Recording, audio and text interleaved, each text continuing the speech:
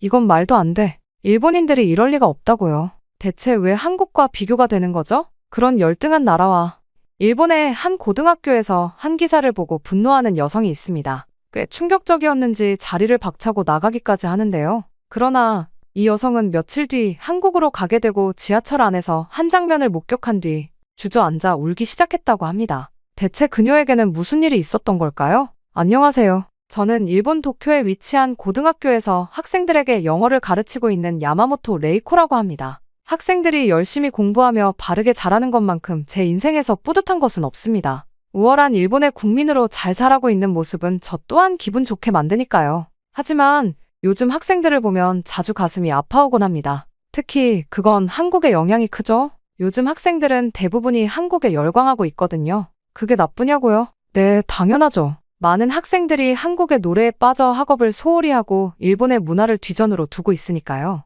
심지어는 요즘 한국어를 배우겠다며 일본어 수업에 조는 친구들까지 있어요. 심지어는 수업 시간에 한국어 책을 읽고 있더라니까요. 그런 모습을 보면 정말 속이 타들어가는 것만 같습니다. 대체 왜 저희보다 열등한 나라의 문화에 그렇게까지 열광을 하고 스스로를 타락시키는지. 더 배울 게 많은 나라도 아니고 한국이잖아요. 제가 한국을 좋아하지 않는 이유가 이것만 있는 것은 아닙니다. 저에게도 한 사건이 있었거든요. 3년 전 제가 가장 아끼던 제자 마코토가 한국 연예인을 따라하다 학교를 중퇴를 해버린 것이죠. 공부 잘하던 아이가 어느 날부터 한국 아이돌에 빠져 성적이 급락하더니 결국 연예인이 되겠다며 학교를 떠났죠. 그의 어머니가 오열하며 절 찾아왔던 날이 아직도 선명합니다. 결국 그 아이는 아이돌이 되지도 못하고 시간만 버리다가 일본으로 돌아와 우울증까지 겪었다고 하더군요. 그렇게나 밝은 아이였는데 대체 그곳에서 무슨 일을 당한 건지 분노가 치밀어 올랐습니다. 게다가 작년에는 친동생마저 한국 화장품 회사에 취직해 도쿄를 떠나고 말았습니다.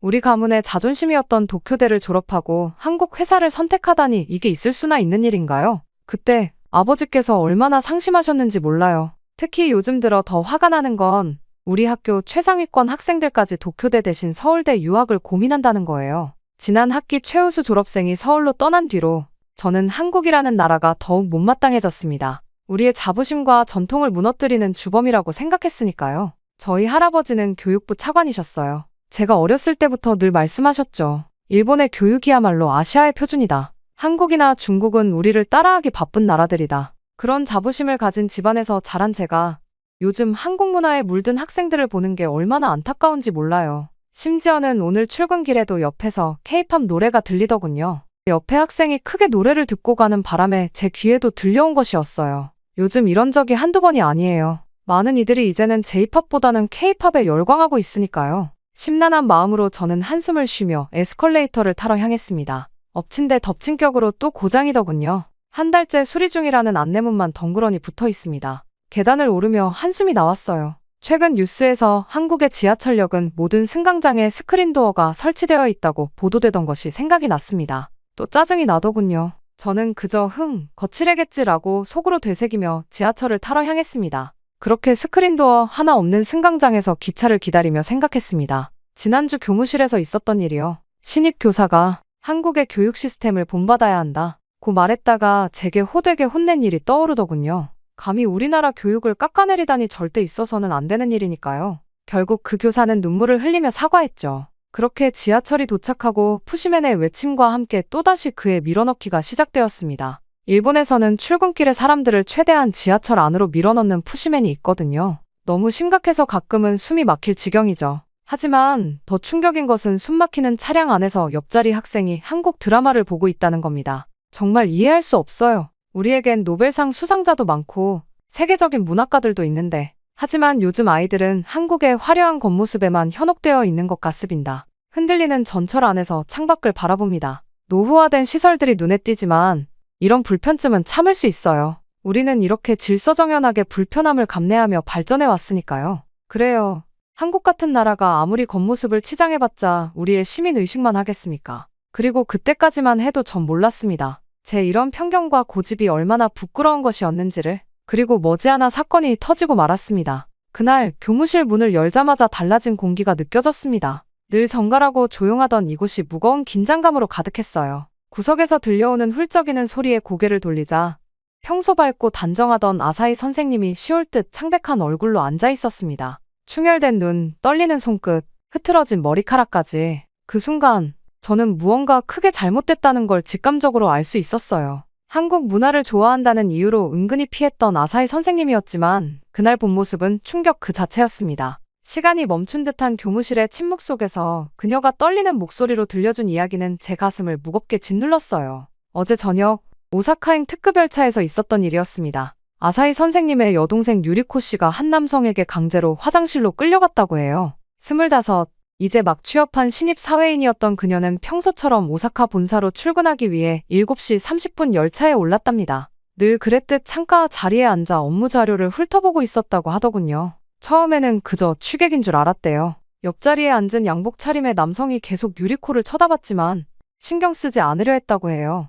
하지만 그 사람이 갑자기 유리코의 팔을 잡아 끌기 시작했을 때 아사히 선생님의 목소리가 떨렸습니다. 그때 차량에는 40명이 넘는 승객들이 있었다고 해요. 출근하는 양복 차림의 회사원들, 관광을 가는 듯한 노부부, 대학생으로 보이는 젊은이들까지 많은 사람들이 있었죠. 그리고 그들은 모두 한 여성이 저항하며 끌려가는 모습을 목격했습니다. 유리코 씨는 작은 목소리로 도와주세요 라고 말했지만 모두들 고개를 돌렸다고 하더군요. 그리고 결국 15분이라는 그 끔찍한 시간 동안 유리코 씨는 좁은 화장실에 갇혀 있었습니다. 끌려가면서도 도움을 청하는 그녀의 흐느낌 소리가 들렸다고 해요. 누군가는 분명 그 소리를 들었을 텐데. 하지만 아무도 단 한 명도 비상 버튼을 누르지 않았습니다. 그저 이어폰을 꽂거나 스마트폰을 들여다보거나 창밖을 바라보는 것으로 그들의 양심을 속였죠. 심지어 어떤 승객은 소리가 들리지 않게 음악 볼륨을 더 높였다고 합니다. 이어진 가해자의 말은 믿을 수가 없을 만큼 끔찍했습니다. 봐, 아무도 내 편이 아니야. 저 사람들 모두가 내 편이라고. 소리를 질러봐. 아무도 신경 쓰지 않아. 그 말은 유리코 씨의 영혼을 완전히 짓밟았다고 해요. 그리고 결국 어젯밤 11시, 유리코 씨는 자신의 원룸에서 수면제를 한 움큼 삼켰답니다. 평소와 달리 동생의 연락이 없어 이상하게 여긴 아사히 선생님이 직접 찾아가 발견했대요. 창백한 얼굴로 쓰러져 있던 동생의 손에는 쥐어진 쪽지가 있었습니다. 아무도 없었어요. 그 기차에 있는 건 사람이 아니었어요. 이후 진행된 경찰 조사 결과는 더 큰 충격을 안겼습니다. 목격자들의 증언을 들어보니 그들이 모른 척한 이유가 모두 똑같았어요. 민폐가 될까봐 그랬습니다. 다른 승객들에게 폐를 끼치고 싶지 않았습니다. 소란을 피우면 안 된다고 생각했습니다. 40명의 목격자들이 한결같이 민폐라는 말을 입에 담았다고 합니다. 심지어 한 회사원은 비상 버튼을 누르면 열차가 지연되고 다른 승객들에게 폐를 끼치게 될 것 같았다 고 진술했대요. 게다가 은퇴한 교사로 보이는 노신사는 질서를 지키는 것이 우리의 미덕 이라며 자신의 행동을 정당화했다고 합니다. 유리코 씨가 쓴 유서에는 이런 구절이 있었다고 해요. 그 많은 사람들 앞에서 제가 겪은 일은 단순한 범죄가 아니었어요. 그건 우리 사회가 보여준 무관심이라는 폭력이었습니다. 단 한 사람도 제게 손을 내밀지 않았어요. 모두가 민폐라는 말 뒤에 숨어 자신의 양심을 속였죠. 이야기를 듣는 내내 제 손이 떨려왔습니다. 저 또한 며칠 전 지하철에서 비슷한 일이 있었거든요. 그때 들었던 그 작은 비명소리가 갑자기 귓가에 맴돌기 시작했습니다. 그 여성은 한 남성에게 몰카를 찍히고 있었고 그녀가 도와달라고 이야기를 했지만 그 누구도 도와주지 않았어요. 물론 저 또한 그들과 다르지 않았죠. 민폐가 될까봐 눈치가 보여서라는 핑계로 누군가의 고통을 외면했던 겁니다. 그 기억과 유리코 씨의 이야기가 함께 합쳐지며 스스로에 대한 모멸감이 생기더군요. 저는 모든 수업이 끝난 뒤 빈 교실에 홀로 남아 창밖을 바라보았습니다. 운동장에서 뛰어노는 아이들이 보였어요. 그들에게 우리는 과연 무엇을 가르치고 있는 걸까요? 혹시 폐를 끼치지 말라는 말로 타인의 고통을 외면하는 법을 가르치고 있던 건 아닐까요? 그날 저녁 집으로 돌아가는 지하철은 모든 것이 달라 보였습니다. 매일 보던 풍경인데 한켠에서 속삭이는 소리만 들려도 가슴이 덜컥 내려앉았어요. 혹시 또 누군가가 도움을 필요로 하는 건 아닐까 하는 생각에 온 신경이 곤두섰습니다. 그리고 일주일 뒤 저는 예상치 못한 호출을 받게 되었습니다. 교장실에서 저를 찾는다는 거예요. 무거운 발걸음으로 문을 열자 교장 선생님의 굳은 표정이 가장 먼저 눈에 들어왔습니다. 레이코 선생님, 이번 건에 대해 들으셨죠? 교장 선생님의 목소리에는 평소에 없던 긴장감이 묻어 있었어요. 유리코 씨의 사건이 언론에 크게 보도되면서 우리 학교가 곤란한 상황에 처했다는 설명이 이어졌습니다. 피해자 언니가 교사인데 그 학교에서는 제대로 가르치고 있는 게 맞냐면서 논란이 생겼고 그 논란이 점점 커지게 되었다고 하더군요. 심지어 아사히 선생님은 동생이 그 지경이 될 때까지 뭘 했냐며 사람들의 악플을 받기까지 했다고 합니다. 아사히 선생님 또한 피해자인데 뒤에서 숨어 남긴 악플러들의 글들을 보니 분노가 치밀어 오르더군요. 아사히 선생님의 휴직이 불가피할 것 같습니다. 그리고 레이코 선생님께서 한국 교환교사 프로그램에 참여하셔야 할 것 같네요. 순간 저는 얻어맞는 기분이 들었습니다. 한국이요? 아사히 선생님의 소식은 물론 화가 나도 안타깝지만 한국이라니요? 그것도 제가 그토록 거부감을 가지고 있던 한국이라니요. 하지만 이어지는 교장 선생님의 설명에 말문이 막혔어요. 문부성에서 이번 사건을 심각하게 보고 있습니다. 시민의식 재교육의 일환으로 각 학교마다 한 명씩 한국의 시민안전 교육을 참관하라는 지시가 내려왔어요. 특히 우리 학교는 아사히 선생님의 동생 건으로 더욱 예민한 상황이라 거절할 수 없는 상황이었습니다. 더구나 영어교사인 제가 가장 적임자라는 게 교장 선생님의 설명이었죠. 6개월. 그것도 하필이면 한국에서. 솔직히 말하면 끔찍했어요. 하지만 제가 할 수 있는 것은 없었습니다. 이미 모든 것이 정해진 상황이나 다름이 없었으니까요. 저는 그저 애써 미소를 지으며 알겠다고 대답을 하고 나올 뿐이었죠. 그리고 그때는 몰랐습니다. 이 한국행이 제 인생을 완전히 뒤집어 놓은 것이라는 걸 말이죠. 그렇게 한 달 뒤, 저는 마지못해 한국행 비행기에 올랐습니다. 창밖으로 보이는 도쿄가 점점 작아지는 동안 제 마음속에는 불만과 걱정이 가득했어요. 2시간 남짓한 비행시간 내내 한숨만 나왔죠. 어쩌다 이런 상황에 처하게 된 걸까? 그리고 마침내 인천공항에 도착한 순간 저는 완전히 충격을 받고 말았습니다. 인천공항은 도쿄와 비교해도 전혀 뒤처지지 않아 보였거든요. 아니, 솔직히 도쿄보다도 훨씬 더 좋아 보였죠. 하지만 저는 다시 정신을 차리기 위해 고개를 저었습니다. 겉모습만 그럴싸한 거겠지. 어차피 시끄럽고 무질서한 나라일 거야. 공항만 있어 보이게 꾸며놓은 거겠지. 하지만 이러한 저희 생각은 오래가지 못했습니다. 다음 날 아침 서울 지하철을 타기 위해 처음으로 강남역에 들어서는 순간 저는 제 두 눈을 의심할 수밖에 없었거든요. 이게 정말 지하철역인가요? 그곳은 마치 백화점 같은 분위기였어요. 새하얀 벽면과 밝은 조명, 완벽하게 정비된 에스컬레이터까지. 심지어 역무원에게 물어보니 이곳의 에스컬레이터는 거의 고장 나지 않는다고 했습니다. 한 달 내내 수리도 하지 않는 일본과는 확실하게 달랐죠. 하지만 그 중에서도 가장 놀라웠던 건 스크린도어였어요. 모든 승강장에 설치된 투명한 안전벽. 처음에는 그저 장식용 유리벽인 줄 알았는데 전동차가 들어오자 자동으로 열리는 모습에 입이 떡 벌어졌습니다. 도쿄에서는 일부 부유한 지역의 역에서만 보던 것이 여기서는 시외곽 작은 역까지도 당연한 듯 설치되어 있었어요. 더구나 비상 버튼의 위치가 또렷하게 표시되어 있었습니다. 50m마다 설치된 빨간색 비상 버튼은 한눈에 들어왔어요. 심지어 도쿄처럼 구석에 숨겨두거나 덮개로 가려놓지 않은 게 인상적이었습니다. 매끄러운 디지털 안내판은 마치 미래의 기술을 보는 것 같았어요. 열차 도착까지 남은 시간이 표시되고 있었으니까요. 심지어 한국어는 물론 영어, 일본어까지 번갈아 나오는 안내방송은 도쿄보다 더 깔끔하고 이해하기 쉬웠어요. 게다가 일본에서 자주 지적받던 방송에 잡음도 없었습니다. 특히 인상 깊었던 건 모든 시설이 깔끔하게 정비되어 있다는 거예요. 에스컬레이터 손잡이는 반짝반짝 빛났고 벽면의 타일은 마치 새 것처럼 깨끗했습니다. 도쿄의 노후화된 시설들, 녹슬어버린 손잡이, 깨진 타일, 희미해진 안내 표시들이 자꾸 떠올랐어요. 여기가 정말 한국인가요? 무심코 내뱉은 말에 옆에서 안내를 해주시던 김민서 담당자는 밝은 미소를 지으며 대답하셨어요.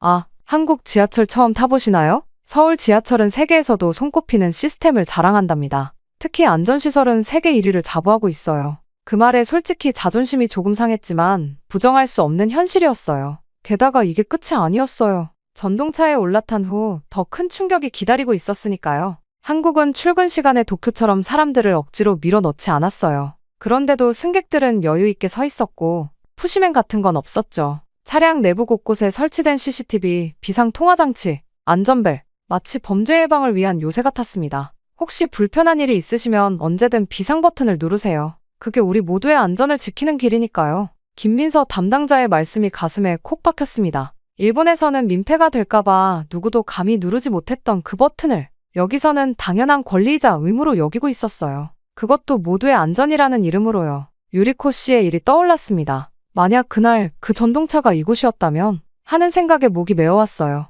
게다가 승강장에서 본 충격적인 광경은 전동차 안에서도 계속되었습니다. 차량 내부 곳곳에는 CCTV가 모두 설치되어 있었거든요. 제가 놀라워하자 범죄 예방과 증거 확보를 위한 조치라고 김민서 담당자가 설명해 주셨습니다. 이 말을 듣는 순간 제 뺨이 화끈거렸어요. 도쿄의 우리는, 아니 제가 속한 사회는 민폐라는 이름으로 얼마나 많은 것들을 외면해왔던 걸까요? 우리가 자랑스럽게 여기던 조용한 질서의 이면에는 얼마나 많은 희생이 있었던 걸까요? 창밖으로 스쳐 지나가는 서울의 풍경을 바라보며 저는 순간 생각에 잠겼습니다. 제가 알던 한국은 어디로 간 걸까요? 시끄럽고 무질서하고 겉모습만 번지르르하다고 생각했던 그 한국은 어쩌면 제 편견 속에만 존재했던 걸지도 모르겠어요. 그때 반듯하고 깔끔한 안내방송이 울려 퍼졌습니다. 전동차가 부드럽게 정차하고 스크린도어가 열리는 동안 문득 도쿄의 아사히 선생님이 떠올랐어요. 만약 그때 그 기차에 이런 시스템들이 있었다면 유리코 씨는 지금쯤 평범한 일상을 보내고 있었겠죠. 학교로 향하는 발걸음이 무거웠습니다. 하지만 이번엔 한국에 대한 거부감 때문이 아니었어요. 오히려 부끄러움 때문이었죠. 그동안 제가 얼마나 편협한 시선으로 이 나라를 바라보고 있었는지, 그리고 우리의 시스템이 얼마나 많은 허점을 가지고 있는지를 깨달은 부끄러움이었습니다. 선생님, 이제 곧 학교에 도착합니다. 김민서 담당자의 말씀에 고개를 들었어요. 창밖으로 보이는 학교 건물이 점점 가까워지고 있었습니다. 이제부터가 진짜 시작이겠죠. 그리고 어쩌면 제가 배워야 할 것들이 훨씬 더 많이 남아있을지도 모른다는 생각이 들었습니다. 이날의 충격은 컸지만 이건 시작에 불과했어요. 한국에서 보내게 될 6개월이 저를 어떻게 바꿔놓게 될지 그때 저는 아직 알지 못했으니까요. 그날은 한국 생활에 조금씩 적응해가던 12월의 어느 날 아침이었어요. 여전히 신기한 마음으로 지하철을 타고 있던 그때 제 인생을 바꿔놓을 또 하나의 사건이 일어났습니다. 평소와 같이 학교로 향하는 전동차 안. 문득 제 눈에 들어온 건 한 젊은 여성이었어요.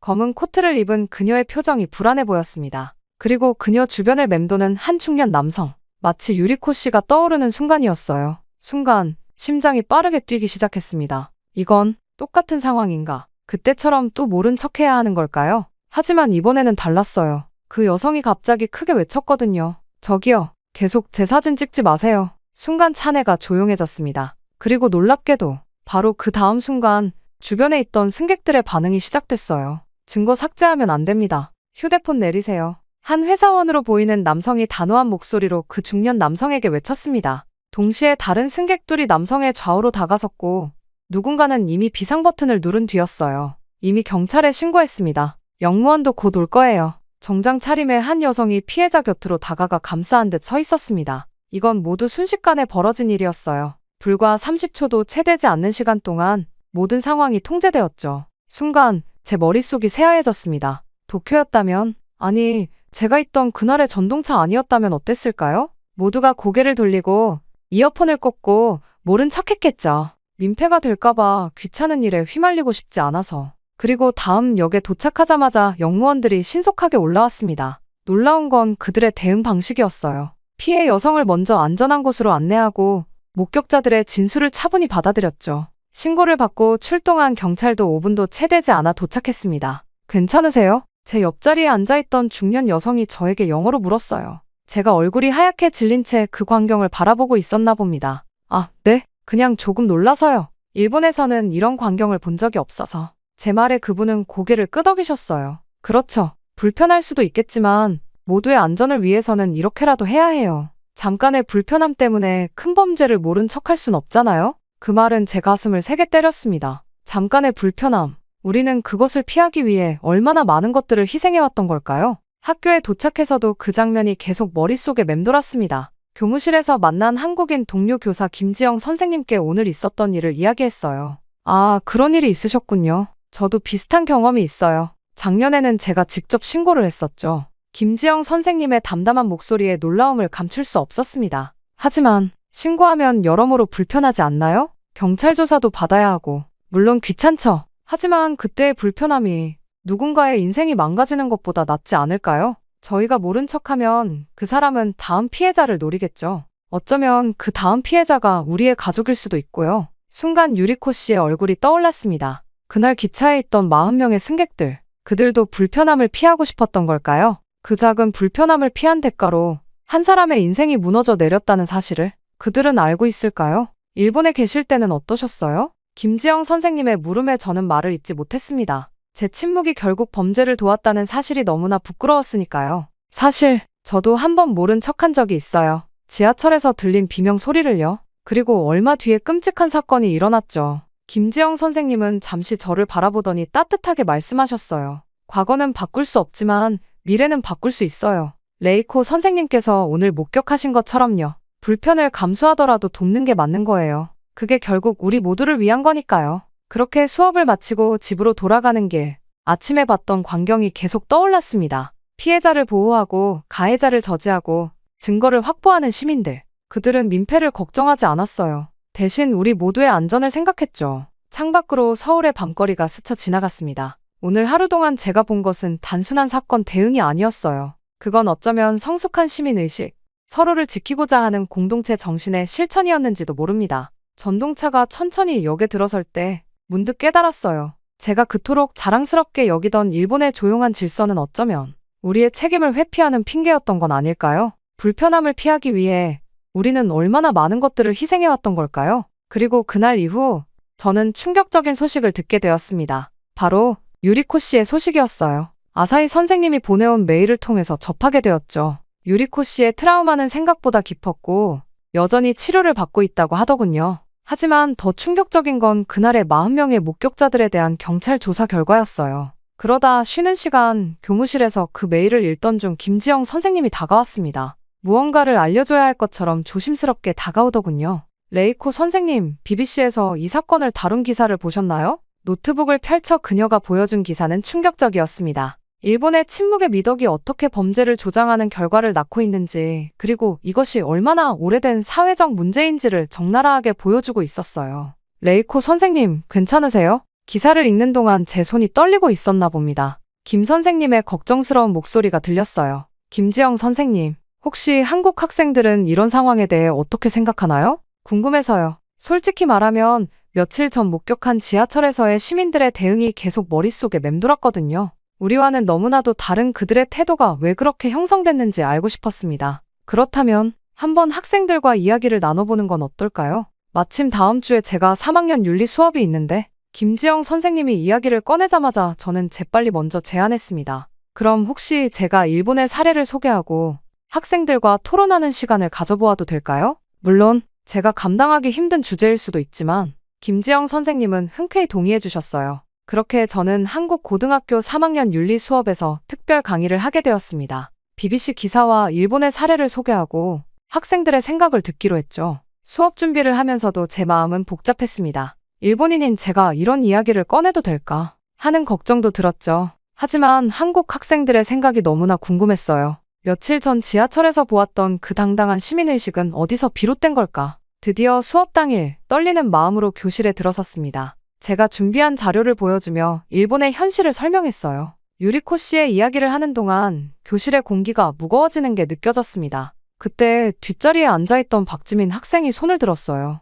선생님, 발표해도 될까요? 이 주제에 대해 제가 조사한 것이 있어서. 침묵은 또 다른 형태의 폭력입니다. 지민이의 첫 마디에 교실이 숨죽였습니다. 우리가 침묵할 때 우리는 가해자의 편에 서는 겁니다. 민폐라는 말로 포장된 우리의 무관심이 누군가의 인생을 망가뜨리는 동조자가 된다는 걸 알아야 해요. 지민이는 자신이 찾은 자료들을 하나씩 보여주었습니다. 일본의 사례뿐만 아니라 한국에서 있었던 비슷한 사건들, 그리고 그것이 어떻게 변화했는지도요. 얼마 전 일본에서 온 한 여성의 이야기를 읽었어요. 그녀는 전철에서 괴롭힘을 당했을 때 40명의 목격자가 있었다고 합니다. 하지만 아무도 그녀를 도와주지 않았어요. 그들은 모두 민폐가 될까봐 두려웠다고 해요. 하지만 저는 묻고 싶습니다. 진정한 민폐는 무엇일까요? 잠시의 불편함 때문에 한 사람의 인생이 무너지는 걸 지켜보는 것. 그게 바로 진정한 민폐 아닐까요? 제 눈에서 눈물이 흘렀습니다. 다른 학생들도 진지한 표정으로 지민이의 발표를 경청했어요. 우리는 선택해야 합니다.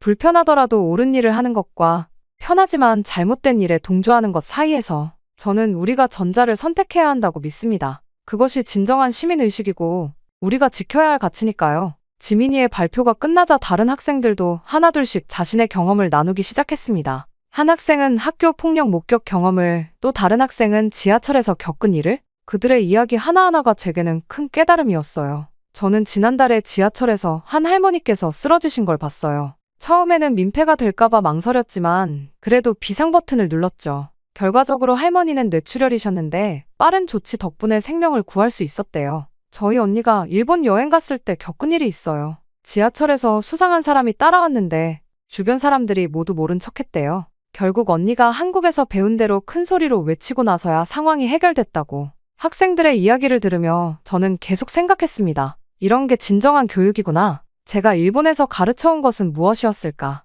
민폐가 되지 말라는 말로 사실은 무책임과 이기심을 가르쳐온 건 아닐까? 수업이 끝나고 교무실로 돌아오는 길 김지영 선생님께서 물으셨어요. 오늘 수업 힘들지 않으셨어요? 아니요. 오히려 감사합니다. 저 부끄럽지만 많이 배웠어요. 제 목소리가 떨렸습니다. 우리가 침묵할 때 우리는 가해자의 편이 된다는 걸 이제야 깨달았네요. 집으로 돌아가는 지하철 안.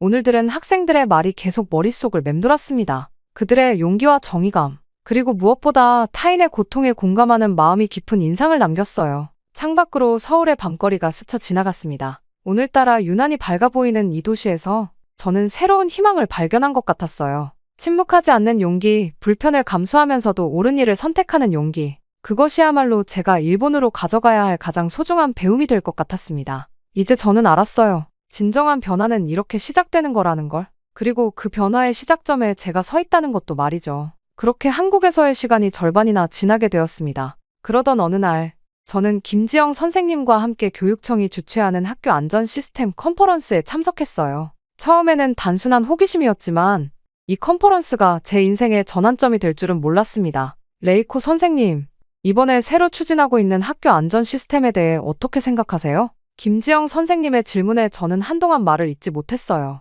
지금 제 눈앞에 펼쳐진 자료들이 너무나 충격적이었거든요. 학교 곳곳에 설치된 비상벨, 실시간 모니터링 시스템, 그리고 무엇보다 방관자 교육이라는 새로운 개념까지. 이게 전국의 모든 학교에 적용되는 건가요? 네, 추진해볼 예정이에요. 안전은 선택이 아닌 필수니까요. 그 순간 제 마음속에서 무언가가 울리는 것 같았습니다. 이제야 알 것 같았어요. 제가 한국에 와서 배워야 할 진짜 이유를 말이죠. 김지영 선생님, 이 자료들을 좀 더 자세히 볼 수 있을까요? 제 요청에 김지영 선생님은 흔쾌히 동의하셨어요. 그날 밤 늦게까지 우리는 한국의 학교 안전 시스템에 대해 이야기를 나눴습니다. 특히 인상 깊었던 건 방관자 교육 프로그램이었어요. 단순히 도와주세요 라고 외치는 것이 아니라 구체적으로 어떻게 행동해야 하는지를 가르치는 거였죠. 당신 파란 셔츠 입은 분, 경찰에 신고해주세요. 저기 안경 쓰신 분, 이 상황을 영상으로 기록해주세요. 이런 식으로 목격자들에게 구체적인 역할을 부여하는 방식이요. 이게 바로 방관자 효과를 막는 가장 효과적인 방법이에요. 김지영 선생님의 설명이 이어졌습니다. 막연히 누군가 도와주겠지라는 생각이 아니라 내가 바로 그 누군가라는 걸 깨닫게 하는 거죠. 그날 밤 호텔로 돌아와 저는 밤새 무언가를 적었습니다. 제목은 안전한 통학로 만들기 프로젝트. 일본으로 돌아가면 바로 시작할 프로젝트의 기획안이었어요. 다음 날 저는 곧바로 김지영 선생님께 제 기획안을 보여드렸습니다. 어떻게 생각하세요? 너무 이상적인가요? 김지영 선생님은 제 기획안을 진지하게 읽어보시더니 말씀하셨어요. 이상적이긴 하죠? 하지만 그게 뭐가 잘못됐나요? 누군가는 시작해야 하잖아요. 그렇게 저희 마지막 3개월은 더욱 바빠졌습니다. 수업이 끝나면 한국의 여러 학교를 방문했고 안전 시스템을 연구했어요. 주말에는 시민단체를 찾아가 그들의 활동을 배웠죠. 때로는 실수도 했고 좌절도 했지만 포기하지 않았습니다. 민폐보다 중요한 건 서로의 안전입니다. 이것이 제가 만든 캠페인의 슬로건이 되었어요. 처음에는 작은 포스터로 시작했지만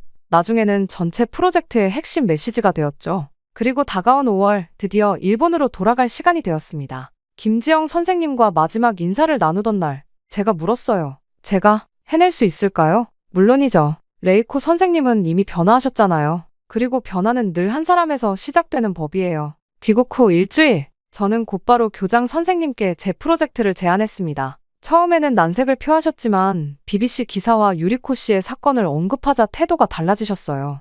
해보세요, 레이코 선생님. 우리도 변해야 할 때가 된 것 같네요. 첫 시작은 작았습니다. 학교 주변 통학로에 비상벨을 설치하는 것부터였거든요. 그리고 학생들에게 방관자 교육을 시작했죠. 처음에는 어색해하던 아이들도 점차 적극적으로 참여하기 시작했어요. 선생님, 저희도 한국처럼 될 수 있을까요? 한 학생이 물었을 때 저는 자신있게 대답할 수 있었습니다. 물론이죠. 우리는 이미 변화하고 있어요. 그렇게 프로젝트는 천천히, 하지만 확실하게 진행되었습니다. 학교 내 비상벨 설치, 안전교육 프로그램 도입, 그리고 가장 중요한 침묵하지 않기 캠페인까지. 놀랍게도 다른 학교에서도 관심을 보이기 시작했어요. 게다가 얼마 전에는 유리코 씨가 학교를 찾아왔습니다. 이제는 조금씩 일상으로 돌아가고 있다고 해요. 레이코 선생님, 덕분에 저도 용기를 내볼까 해요. 제 경험을 다른 사람들과 나누면서 변화의 한 부분이 되고 싶어요. 특히 기뻤던 건 우리 학교를 방문한 다른 학교 선생님들의 반응이었습니다. 한국의 시스템을 이렇게 직접 보니 놀랍네요. 우리가 그동안 얼마나 구시대적인 사고방식에 갇혀 있었는지 알겠어요. 특히 비상벨 시스템이 인상적이에요. 단순한 장치 하나가 이렇게 큰 변화를 만들어낼 수 있다니. 교장 선생님께서도 달라지셨어요. 얼마 전에는 직접 한국의 교육청을 방문하고 오셨다고 합니다. 레이코 선생님, 당신 말이 맞았어요. 우리는 너무 오랫동안 조용한 질서라는 이름으로 우리 자신을 속여왔던 거예요. 지난주에는 김지영 선생님께 이메일을 보냈습니다. 선생님, 한국에서 보낸 6개월이 제 인생을 바꿨어요. 지금도 매일 아침 출근길에 서울의 지하철을 떠올립니다. 그곳에서 배운 용기와 배려가 이제는 저희 학교의 새로운 문화가 되어가고 있어요. 김지영 선생님의 답장은 따뜻했습니다. 레이코 선생님, 우리도 많이 배웠어요. 선생님을 통해 우리가 당연하게 여기던 것들이 얼마나 소중한 가치인지 다시 한번 깨달았으니까요. 변화는 서로를 통해 배우면서 시작되는 법이잖아요. 오늘도 아침이 밝았습니다. 교문 앞에서 등교하는 아이들을 맞이하며 생각했어요. 6개월 전 마지못해 한국행 비행기에 올랐던 제가 이제는 매일 한국에서의 추억을 그리워하고 있다는 게 신기합니다. 학생들의 밝은 인사 소리, 복도에 설치된 비상벨, 그리고 교무실 벽에 걸린 민폐보다 중요한 건 서로의 안전입니다라는 포스터. 이 모든 것들이 한국에서 배워온 소중한 선물이에요. 선생님, 저희 반 친구들이 한국의 학교 안전 시스템에 대해 발표하고 싶대요. 아침 조회 시간, 한 학생이 달려와 말했습니다. 아이들의 눈빛에서 저는 희망을 봅니다. 그리고 깊은 감사함을 느껴요. 창밖으로 떠오르는 아침 해를 바라보며 생각했습니다. 변화는 결코 쉽지 않아요. 하지만 불가능한 것도 아니죠. 한국에서 보낸 시간이 제게 가르쳐준 가장 큰 교훈은 우리 모두가 서로에게 배우고 성장할 수 있다는 거예요. 이제 저는 매일 아침 도쿄 지하철에서 서울에서의 추억을 떠올립니다. 그리고 감사함을 느껴요. 제게 새로운 눈을 열어준 한국에, 그리고 그곳에서 만난 모든 분들에게. 민폐보다 중요한 건 서로의 안전입니다. 이 말은 이제 단순한 슬로건이 아닌 우리 모두의 새로운 시작을 알리는 약속이 되었습니다. 그리고 저는 이 약속을 지키기 위해 오늘도 힘차게 하루를 시작합니다. 여기 한국이 자신의 아버지를 죽였다고 하면서 한국은 가난한 주제에 주제 넘는 짓을 해서 우리 가정을 파탄냈다고 울부짖는 한 남성이 있습니다. 이 남성은 거의 끌려가다시피 한국에 갔다가 한국 군대의 충격적인 진실을 보게 되었다고 하는데요. 한국 군대를 진실을 목격한 이 남성은 한국이 이렇게 갈 때까지 갈 줄은 몰랐다며 말을 잇지 못했다고 합니다. 도대체 그에게 무슨 일이 있었던 걸까요? 바로 사연 들어보겠습니다. 안녕하세요. 저는 마이클 브래들리입니다. 저는 사실 한국을 싫어했습니다. 아니, 증오했다고 하는 게 맞겠네요. 저는 워싱턴 DC의 군사 컨설팅 회사를 운영하고 있어요. 웨스트포인트 출신의 펜타곤에서 20년 넘게 군사 전략을 연구했죠. 사람들은 제 소개를 들으면 을에 관심을 보입니다. 미군의 핵심 싱크탱크에서 일했고 주요 군사 작전들을 분석해온 전문가니까요. 하지만 저를 잘 아는 동료들은 요즘 제 모습을 보며 고개를 절레절레 흔들곤 합니다. 도대체 브래들리가 왜 저렇게 변했을까 하면서요. 그러나 변한 제 모습을 보며 사람들은 제게 자주 묻습니다. 정말 그 일이 있고 난 뒤로 한국에 대한 시각이 완전히 바뀌었다는 게 사실인가요? 하고요. 네, 사실입니다. 그 일주일간의 서울 출장이 제 인생을 완전히 뒤바꿔 놓았으니까요. 도대체 거기서 뭘 보신 거예요? 왜 그렇게 갑자기 생각이 바뀌었죠? 이런 질문들을 정말 많이도 받았습니다. 하지만 그때마다 저는 이렇게 답합니다. 직접 보지 않으면 절대 이해할 수 없을 거예요. 이쯤 되면 제가 어떤 경험을 했는지 궁금하실 것 같네요. 그럼 이제부터 제 이야기를 들려드리겠습니다. 저는 버지니아 알링턴의 평범한 중산층 가정에서 자랐습니다. 어머니는 고등학교 영어 교사셨고 아버지는 예비역 대령이셨죠. 우리 집은 군인 가족들이 많이 사는 동네에 있었는데 주말마다 이웃집 아이들과 군인 놀이를 하며 놀았던 기억이 납니다. 어린 시절 저는 아버지를 제 영웅으로 여겼어요. 푸른 제복을 입고 늠름하게 서 계시던 모습, 훈련소에서 신병들을 지도하시던 모습, 그리고 퇴근하고 돌아와 전쟁 이야기를 들려주시던 순간들이 아직도 선명합니다. 특히 제가 좋아했던 건 아버지의 군용 지도를 펼쳐놓고 전술을 설명해 주시던 시간이었죠. 마이클, 전쟁은 결코 아름답지 않아. 하지만 우리가 지켜야 할 가치들은 있단다. 아버지는 항상 이런 말씀을 하시곤 했습니다. 그 말씀이 제 가슴 깊이 새겨져서일까요? 저는 고등학교 시절부터 웨스트포인트 입학을 목표로 삼았습니다. 제가 공부는 그다지 잘하는 편은 아니었지만 체육과 전술게임에서만큼은 항상 두각을 나타냈어요. 학교 ROTC 프로그램에서도 최우수 학생으로 선발되었죠. 그때마다 아버지는 조용히 미소 지으시며 등을 두드려 주셨습니다. 하지만 제가 고등학교 2학년이 되던 해 아버지의 건강이 급격히 나빠지기 시작했어요. 한국전 당시 노출된 화학물질의 영향이었다고 하더군요. 그 즈음부터 아버지는 점점 말수가 줄어드셨고 한밤중에 악몽에 시달리는 일이 잦아졌습니다. 결국 제가 15살 되던 해의 5월 아버지는 폐암 진단을 받으셨어요. 그리고 그해 가을 단풍이 물들기 시작할 무렵 우리 곁을 떠나셨죠. 임종 직전 아버지는 저에게 낡은 가죽 일기장 하나를 건네주셨습니다. 이걸 내가 가지고 있으렴. 그게 아버지의 마지막 말씀이었습니다. 그렇게 일기장을 펼쳐보니 한국전쟁 당시의 기록들이 빼곡했어요. 하지만 그 내용은 제가 예상했던 것과는 너무나 달랐습니다. 아버지께서는 한국군을 신뢰할 수 없는 동맹군으로 표현하셨더군요. 훈련도 제대로 안 된 군인들, 지휘체계의 혼란, 미군의 도움 없이는 단 하루도 버티지 못할 것 같은 혹평들이 가득했습니다. 어머니는 제가 아버지의 뒤를 이어 군인의 길을 가는 것을 걱정하셨어요. 하지만 저는 더욱 단단히 마음을 먹었죠. 웨스트포인트에 합격했을 때 어머니는 조용히 눈물을 훔치셨습니다. 내 아버지가 자랑스러워하실 거야. 졸업 후 저는 펜타곤에서 20년 넘게 군사 전략을 연구했습니다. 지금은 자신만의 컨설팅 회사를 운영하고 있죠. 하지만 제가 지금까지 한국과 관련된 모든 일을 거절해온 데에는 그만한 이유가 있어요. 사무실 책장 한켠에는 여전히 그 낡은 가죽 일기장이 놓여 있습니다. 가끔 일기장을 들여다보면 아버지의 목소리가 들리는 것 같아요. 마이클, 난 내가 자랑스럽구나. 하지만 한국만큼은 그 말씀을 떠올리면 지금도 가슴이 먹먹해집니다. 그래서 지난 15년간 제 회사로 들어온 수많은 한국 관련 프로젝트들을 모조리 거절했죠. 동료들은 제가 미쳤다고 했어요. 브래들리, 한국은 이제 세계 최고의 방위산업을 가진 나라야. 저 많은 프로젝트들을 거절하다니. 하지만 저는 굽히지 않았습니다. 아버지의 일기장이 제게 남긴 상처는 그만큼 깊었으니까요. 워싱턴 D.C.의 아침은 항상 분주합니다. 제 사무실이 있는 고층 빌딩도 예외는 아니었죠. 평소처럼 커피를 마시며 이메일을 체크하고 있는데 CNN 뉴스 속보가 흘러나왔습니다. 트럼프 대통령, 주한미군 철수 가능성 시사. 순간 커피잔이 멈칫했죠. 그때 뉴스 앵커의 목소리가 이어졌습니다. 트럼프 대통령이 오늘 아침 기자회견에서 주한미군 철수를 검토하고 있다고 밝혔습니다. 한국이 방위비 분담금을 대폭 늘리지 않으면 미군 철수도 고려할 수 있다는 입장인데요. 그때 제 휴대폰이 울렸어요. 발신자 표시를 보니 펜타곤이었습니다. 가슴이 덜컥 내려앉았죠. 15년 동안 거절해온 그 요청이 다시 올 것만 같은 불길한 예감이 들었거든요. 브래들리입니다. 마이클, 자네가 필요하네. 리처드 맥켄지 장군의 목소리였습니다. 그는 제가 펜타곤에서 근무할 때의 상관이었죠. 한국군 전력평가 작업을 맡아주게. 자네의 객관적인 시각이 필요해. 저는 깊은 한숨을 내쉬었습니다. 장군님, 제가 한국 관련 일은 안 한다는 걸 아시잖아요. 들었네. 자네 아버님 때문이라고. 하지만 이번엔 달라. 이건 국가 안보의 문제야. 맥켄지 장군의 목소리가 단호해졌어요.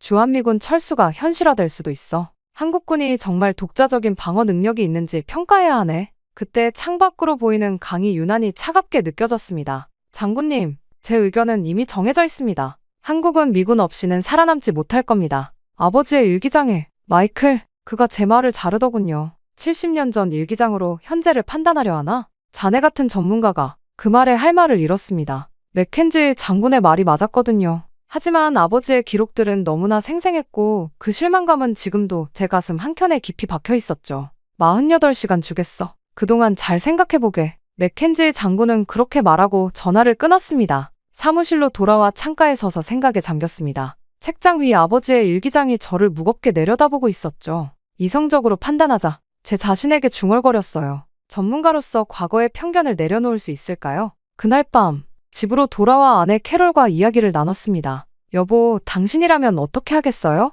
캐롤은 잠시 생각하더니 말했죠. 마이클, 당신이 평생 피해온 것과 마주할 시간이 온 것 같네요. 어쩌면 이번 기회가 당신을 과거의 족쇄에서 풀어줄지도 모르잖아요? 다음 날 아침, 저는 맥켄지 장군에게 전화를 걸었습니다. 장군님, 수락하겠습니다. 제 목소리가 떨렸어요. 하지만 한 가지 조건이 있습니다. 제가 직접 현장을 보고 판단하고 싶습니다. 좋네? 다음 주 월요일 서울행 비행기 티켓을 보내주겠네. 전화를 끊고 창밖을 바라보았습니다. 봄비가 내리고 있었어요. 마치 제 마음속 갈등을 대변하듯 부슬부슬 내리는 그 비를 보며 이번 결정이 제 인생을 어떻게 바꿔놓을지 생각했습니다. 사무실 정리를 하면서 아버지의 일기장을 챙겼죠. 전 아버지께서 걸으셨던 그 땅을 이제 제가 걷게 될 것입니다. 하지만 이번엔 다릅니다. 전문가로서의 객관적인 시각으로 현재의 한국을 바라볼 거라고 다짐했어요. 캐롤이 공항까지 배웅을 나왔어요. 조심히 다녀와요. 그리고 마이클, 열린 마음을 가지세요. 비행기에 오르며 생각했습니다. 과연 이 여정이 저를 어디로 이끌지, 그리고 아버지의 기록과 현실 사이에서 저는 어떤 진실을 발견하게 될지. 그렇게 우여곡절 끝에 인천공항에 내린 순간부터 저는 충격의 연속이었습니다. 정말 당황스러웠거든요. 미국의 어느 공항보다 세련되고 효율적인 시스템, 깔끔하게 정돈된 동선, 그리고 곳곳에 설치된 최첨단 보안 장비들까지.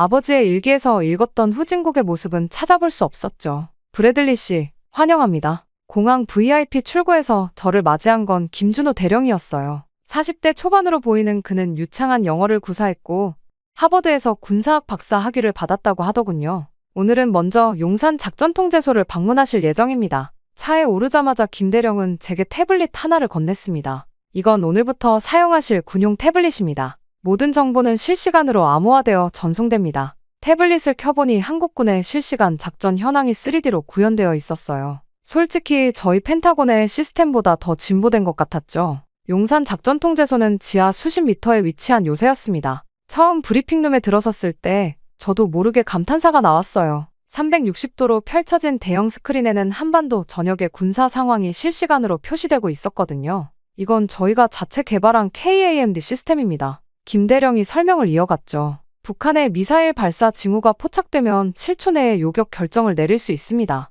인공지능이 최적의 요격 방안을 제시하고 인간 지휘관이 최종 결정을 내리는 방식이죠. 저는 잠시 말을 잊었습니다. 아버지의 일기에서 읽었던 미군 없이는 하루도 버티지 못할 그 한국군이 맞나요? 눈앞에 펼쳐진 광경은 제가 알던 모든 것을 뒤집어 놓고 있었습니다. 이쪽으로 오시죠. 김 대령이 저를 다른 방으로 안내했어요. 여기서는 우리 군의 사이버 방어 시스템을 보여드리겠습니다. 그가 보여준 시스템은 더욱 놀라웠죠. 실시간으로 탐지되는 사이버 공격을 자동으로 차단하고 역추적하는 능력까지 갖추고 있었거든요. 이 모든 게 한국이 자체 개발한 건가요? 제가 물었습니다. 김 대령이 빙그레 웃더군요. 네, 물론입니다. 저희는 더 이상 70년 전의 한국군이 아닙니다. 브래들리 씨의 아버님 세대와는 많이 다르죠. 그 말에 가슴이 철렁 내려앉았어요. 제 아버지 얘기를 어떻게, 당신이 왜 한국 관련 일을 꺼려 하시는지 알고 있습니다. 하지만 직접 보시면 많이 달라졌다는 걸 아실 거예요. 그날 저녁, 호텔로 돌아와 노트북을 펼쳤습니다.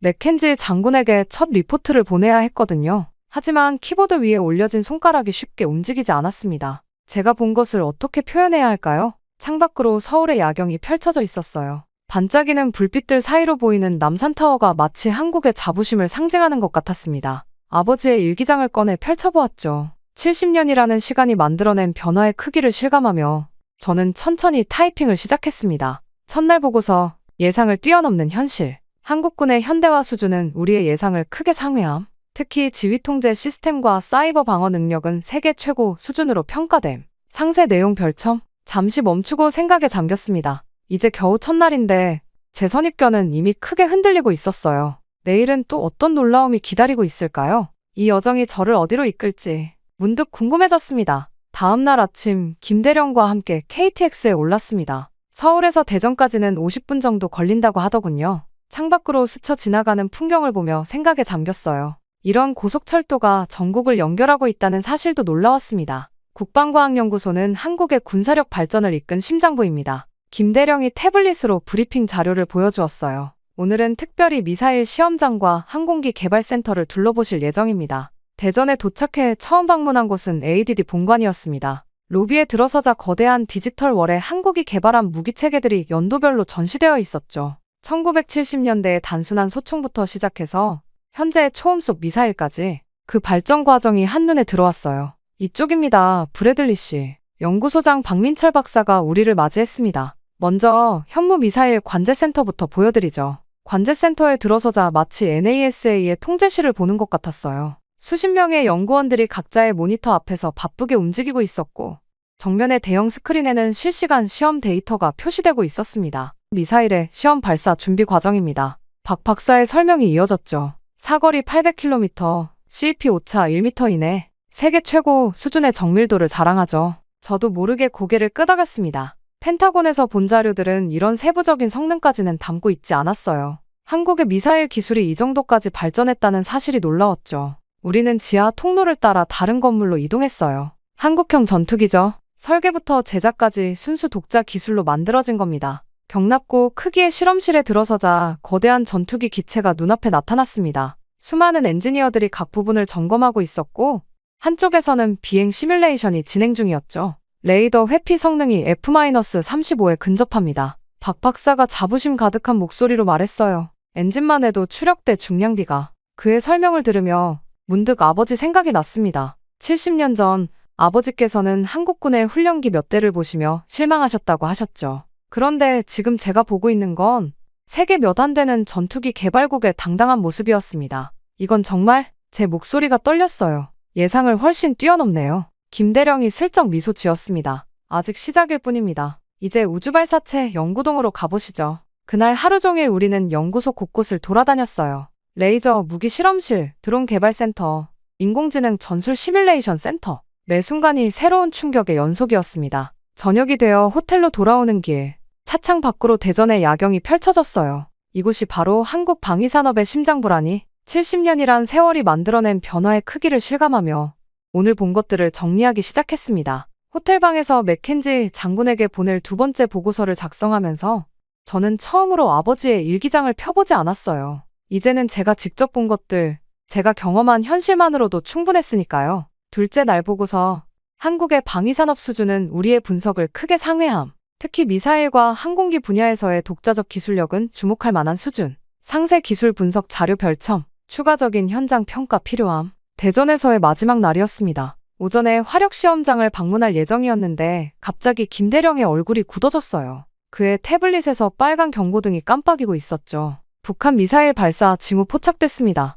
실전 상황으로 전환합니다. 김대령의 목소리가 단호해졌어요. 브래들리 씨, 작전 통제실로 가보시겠습니까? 순간 망설였습니다. 이런 상황에서 외국인인 제가 들어가도 되는 건가 싶었죠. 하지만 김대령은 오히려 제게 기회를 주는 듯 했어요. 실전에서 우리 군의 대응 능력을 직접 보실 수 있을 겁니다. 작전 통제실에 들어서자 긴장감이 감돌았습니다. 하지만 예상과 달리 아수라장은 아니었어요. 모든 장병들이 침착하게 각자의 위치에서 임무를 수행하고 있었죠. 북한 미사일 2기 발사 확인, 예상 궤적 분석 중, 전술장교의 보고가 이어졌습니다. 그의 대형 스크린에는 실시간으로 상황이 표시되고 있었어요. 어제 본 시스템이 실전에서 가동되는 순간이었죠. AI가 즉각 최적의 요격 방안을 제시했고 지휘관은 불과 몇 초 만에 결정을 내렸습니다. 패트리어트 포대 발사 준비. 명령이 떨어졌어요. 그때였습니다. 제 옆에 있던 김대령이 작은 목소리로 말을 걸었죠. 우리는 이미 북한의 이런 도발에 수백 번 대응해왔습니다.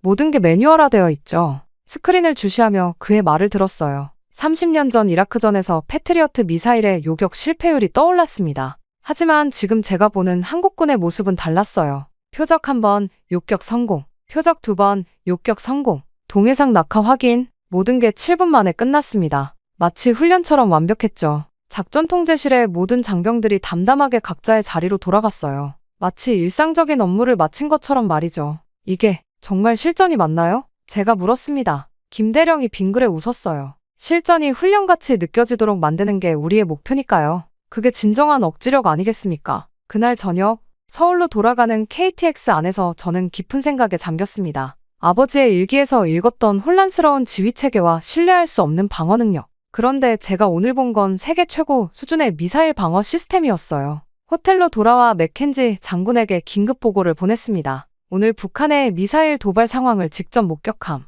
한국군의 대응은 예상을 뛰어넘는 수준이었음. 특히 주목할 점은 다음과 같음. 1, 7분 이내에 완벽한 요격 성공. 이 체계화된 지휘 통제 시스템. 3, 장병들의 높은 숙련도와 침착성. 4, AI 기반의 신속한 의사결정 체계. 결론, 한국군의 독자적 방어 능력은 이미 상당한 수준에 도달한 것으로 판단됨. 그렇게 보고서를 보내고 창밖을 바라보았습니다. 서울의 밤하늘에 별들이 빛나고 있었어요. 문득 이런 생각이 들더군요. 이 도시의 평화로운 일상이 어쩌면 오늘 제가 본 그 완벽한 방어체계 덕분일지도 모른다는 생각 말이에요. 침대 옆 테이블에 놓인 아버지의 일기장을 바라보았습니다. 아버지, 많이 달라졌어요. 정말 많이 달라졌습니다. 작은 목소리로 중얼거렸죠. 그리고 처음으로 아버지의 기록이 어쩌면 그저 70년 전 한순간의 기록일 뿐이었다는 생각이 들었습니다. 오늘은 최전방 부대를 방문하겠습니다. 김대령이 말했어요. 파주로 향하는 차 안에서 제 마음은 복잡했습니다. 아버지의 일기에는 최전방 부대에 대한 기록이 가장 많았거든요.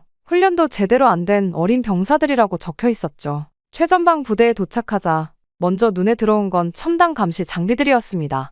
연령상 카메라, 레이더, 무인 정찰기. 아버지 시대의 쌍안경과 철조망은 찾아볼 수 없었어요. 여기는 저희 부대의 작전 통제실입니다. 이곳의 지휘관인 최우진 소령이 우리를 안내했어요. 그는 30 중반으로 보였는데 영국 왕립 군사학교를 졸업했다고 하더군요. 우리 부대원들을 소개하겠습니다. 그렇게 작전 통제실에서 만난 장병들의 모습은 충격적이었습니다. 20살 남짓한 병사가 복잡한 AI 분석 시스템을 다루고 있었고 부사관들은 각종 첨단 장비를 능숙하게 조작하고 있었어요. 저희 부대 장병들의 평균 토익 점수가 900점입니다. 최 소령이 자랑스럽게 말했죠. 북한군의 통신을 실시간으로 감청하고 분석할 수 있어요. 물론 중국어와 러시아어 가능한 인원들도 있고요. 그렇게 저는 훈련장으로 이동했습니다. 그곳에서 특수전 훈련을 하는 부대원들을 만났어요. 한 병사가 드론을 조종하며 목표물을 식별하고 다른 병사는 전술 태블릿으로 실시간 정보를 공유하고 있었습니다. 브래들리 씨, 저희 부대원들과 이야기를 나눠보시겠습니까?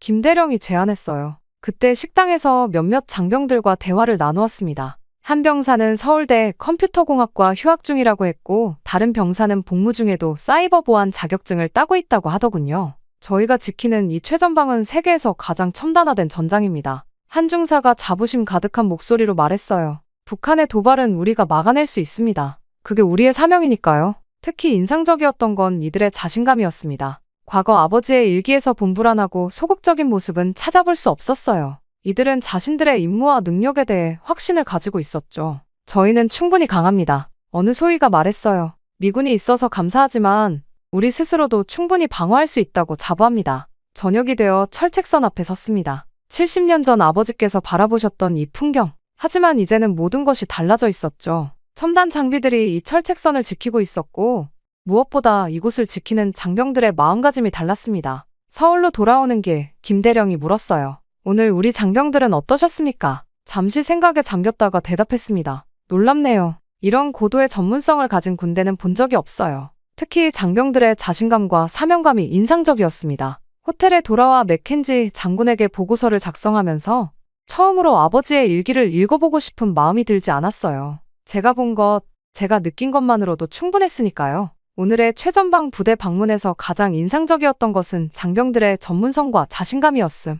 이들은 단순한 병사가 아닌 고도로 훈련된 전문가들임. 특히 주목할 만한 점. 1. 첨단 장비 운용 능력. 2. 높은 교육 수준과 언어 능력. 3. 확고한 사명감과 자신감. 4. 실전적인 훈련 체계. 결론, 한국군의 가장 큰 자산은 이러한 우수한 인적 자원임이 분명함. 저는 창밖으로 보이는 서울의 불빛을 바라보며 생각했습니다. 아버지께서 보셨던 한국군과 제가 본 한국군은 완전히 다른 군대였어요. 시간이 만들어낸 변화의 힘을 실감하는 순간이었습니다. 새벽 2시 갑작스러운 전화에 잠이 깼습니다.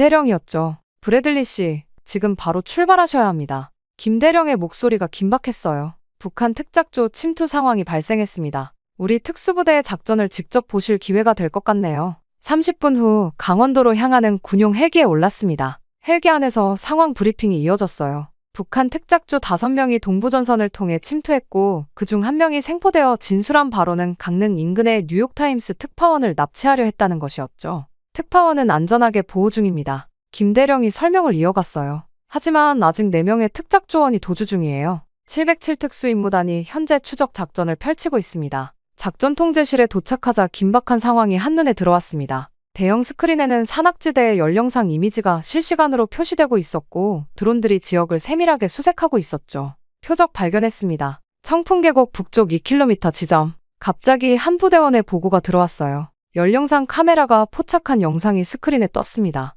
4개의 붉은 점이 계곡을 따라 이동하고 있었죠.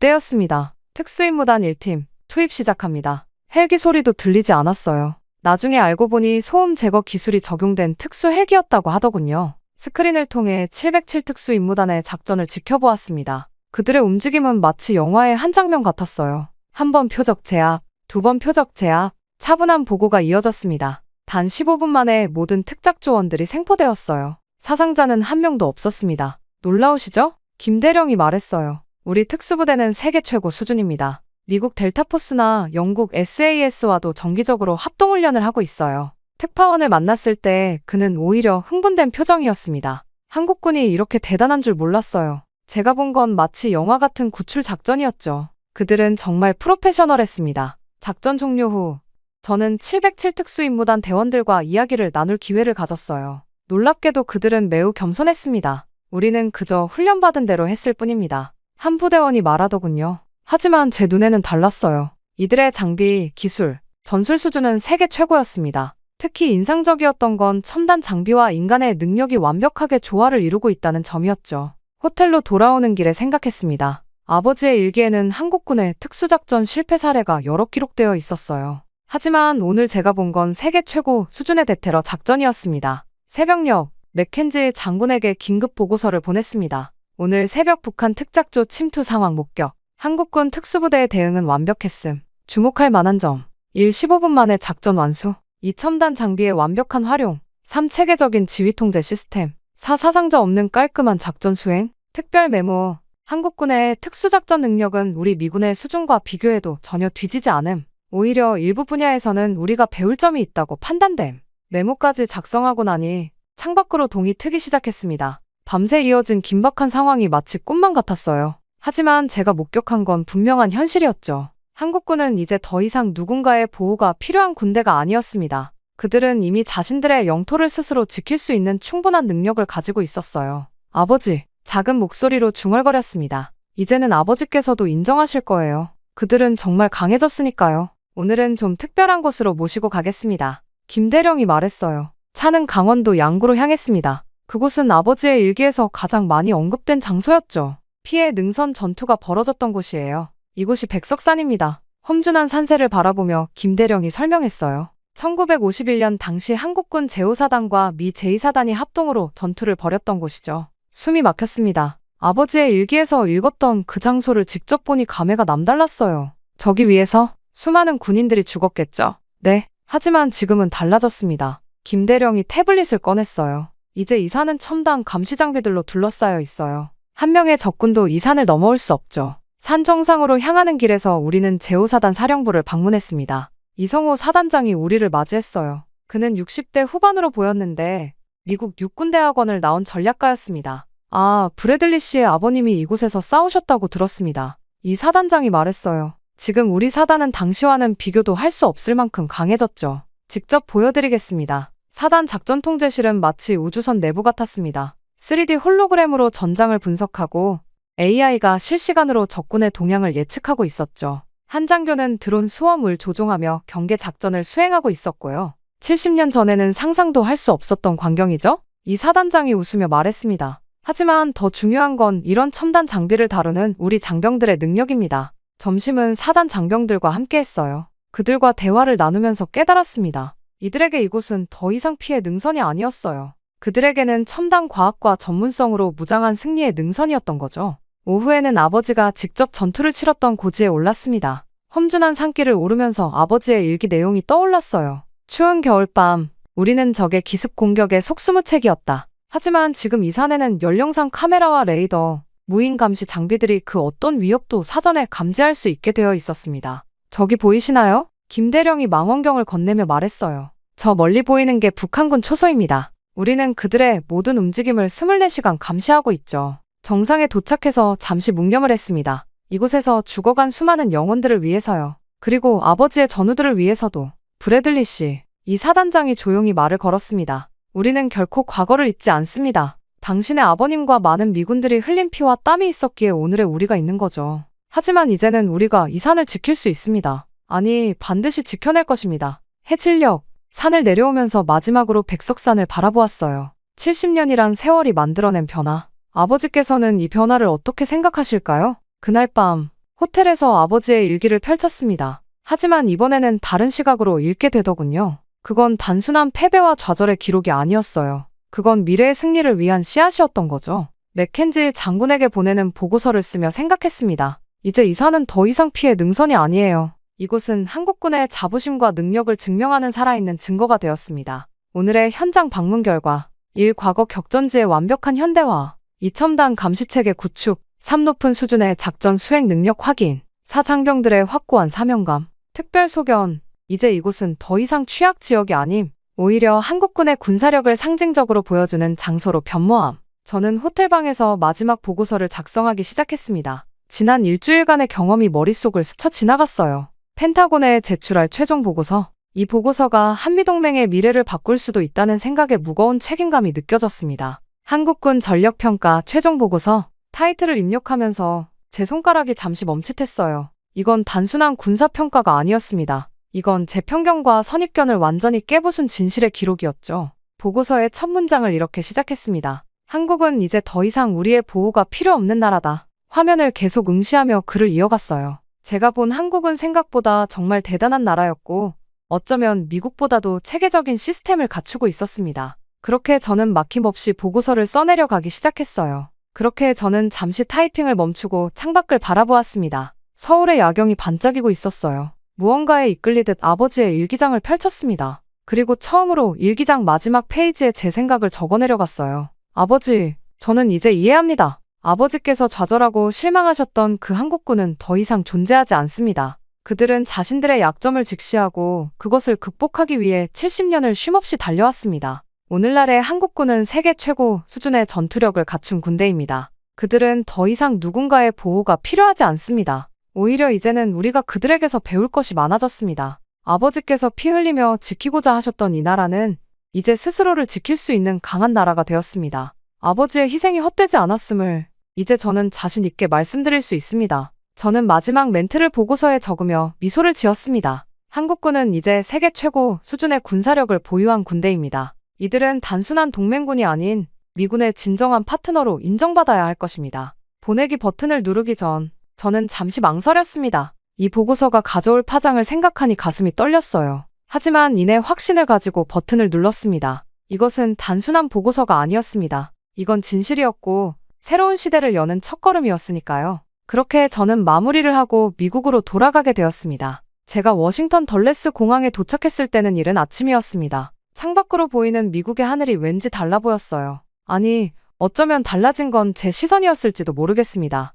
어서 와요, 여보. 공항에 마중 나온 캐롤이 반갑게 맞아주었습니다. 많이 변하셨네요. 그래요? 제가 물었어요. 네, 표정이 많이 밝아지셨어요. 마치 오랫동안 안고 있던 무거운 짐을 내려놓은 것처럼요. 캐롤의 말이 맞았습니다. 15년 동안 제 어깨를 누르고 있던 편견이라는 무게가 사라졌으니까요. 집으로 가는 차 안에서 캐롤에게 모든 이야기를 들려주었습니다. 첨단 군사시설들, 전문적인 장병들, 그리고 무엇보다 제 마음의 변화에 대해서요. 마이클, 캐롤이 조용히 말했어요. 이제 아버님도 편히 쉬실 수 있을 것 같네요. 다음 날 아침, 펜타곤으로 향했습니다. 맥켄지 장군과의 미팅이 잡혀 있었거든요. 그의 사무실에 들어서자 책상 위에는 제가 보낸 보고서가 놓여 있었습니다. 자네 보고서를 읽었네. 맥켄지 장군이 말했어요. 솔직히 놀랐어. 자네같이 한국에 대해 부정적이었던 사람이 이런 보고서를 쓸 거라고는 생각도 못했거든. 장군님, 제가 잘못 알고 있었습니다. 한국은 정말 놀라운 나라더군요.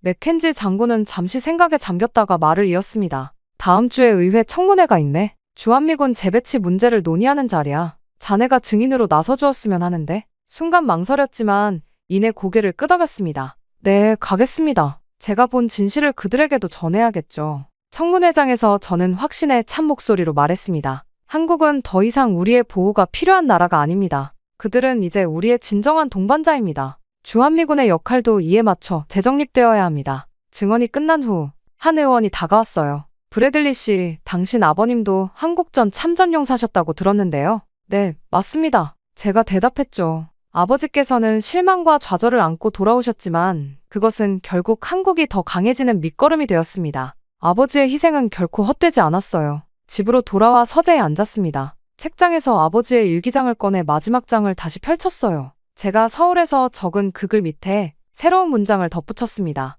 아버지, 오늘 저는 의회에서 증언했습니다. 한국이 얼마나 강한 나라가 되었는지, 아버지와 전우들의 희생이 얼마나 큰 결실을 맺었는지에 대해서요. 이제 우리는 그들을 더 이상 보호하지 않아도 됩니다. 그들은 우리의 진정한 동반자가 되었으니까요. 창밖으로 석양이 물들고 있었습니다. 문득 서울에서 보았던 그 노을이 떠올랐어요. 같은 하늘 아래에 우리는 이제 진정한 동반자로 서로를 바라보게 되었습니다. 제 책상 한켠에는 새로운 프로젝트 제안서가 놓여 있었어요. 한미 연합사이버전 대응 체계 구축 방안. 이번에는 망설이지 않고 승낙할 생각입니다. 이제 저는 편견 없이 있는 그대로의 현실을 볼 수 있으니까요. 아버지의 일기장을 닫으며 생각했습니다. 시간은 많은 것을 변화시킵니다. 하지만 더 중요한 건 그 변화를 인정할 수 있는 우리의 마음가짐이겠죠. 저는 이제 알겠습니다. 진정한 동맹이란 서로를 있는 그대로 인정하고 신뢰하는 것이라는 걸요. 아버지, 이제 저는 떠나볼까 합니다. 이번에는 한국으로, 새로운 마음가짐으로요.